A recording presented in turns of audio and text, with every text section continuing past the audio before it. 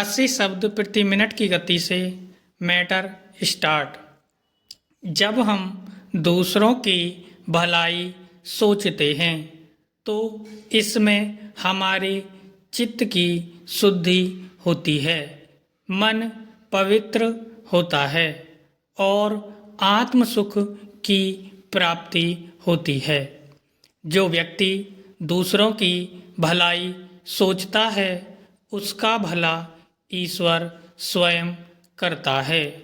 शाश्वत सुख और आनंद कहीं बाहर नहीं है बल्कि हमारे अंदर ही विद्यमान है।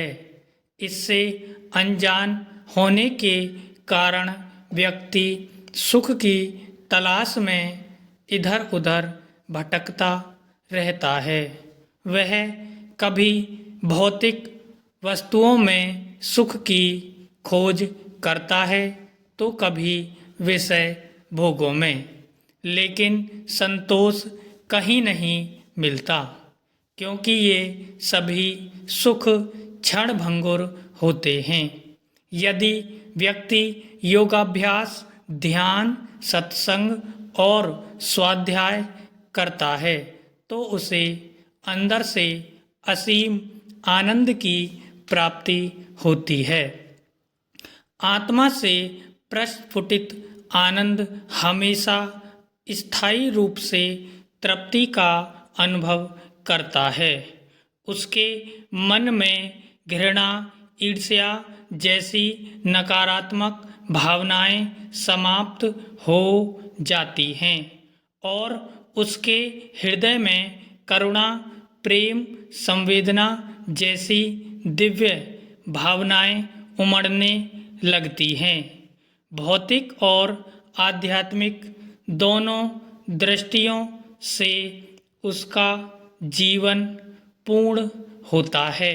यदि व्यक्ति को शाश्वत शांति चाहिए तो उसे ध्यान और भजन अवश्य करना चाहिए। इसके लिए एकाग्रचित होना आवश्यक है। इससे हमारी चेतना का परिष्कार होता है। व्यक्ति को लगता है कि सुख प्राप्त करने के लिए बाहरी मार्ग उपयुक्त है, लेकिन एकाग्रचित होने के बाद यह अनुभव होता है कि सुख और आनंद का स्रोत हमारे अंदर ही है।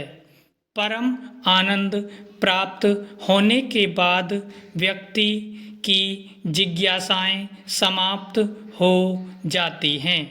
यह आत्मबोध हर समय आनंदित व्यक्ति में विद्यमान रहता है क्योंकि आनंद आत्मा से संबंधित है जबकि सुख शरीर से। ऐसा व्यक्ति अपने कर्मों को ईमानदारी से करता है और किसी की आलोचना या प्रशंसा से प्रभावित नहीं होता। हमारा मन और चित्त हमारे जीवन के सबसे गहरे और महत्वपूर्ण पक्ष हैं।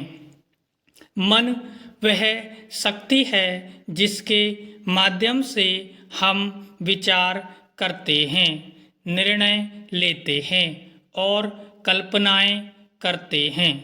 यह हमारे विचारों, इच्छाओं, भावनाओं और तर्क का केंद्र है। मन ही हमें सही और गलत का बोध कराता है तथा हमारे जीवन को दिशा देता है। अगर मन अशांत हो तो इंसान किसी भी परिस्थिति में सुखी नहीं रह सकता और यदि मन शांत और स्थिर हो तो कठिनाइयों के बीच भी संतोष पाया जा सकता है। अतः मन और चित्त हमारे जीवन की वास्तविक संपत्ति हैं।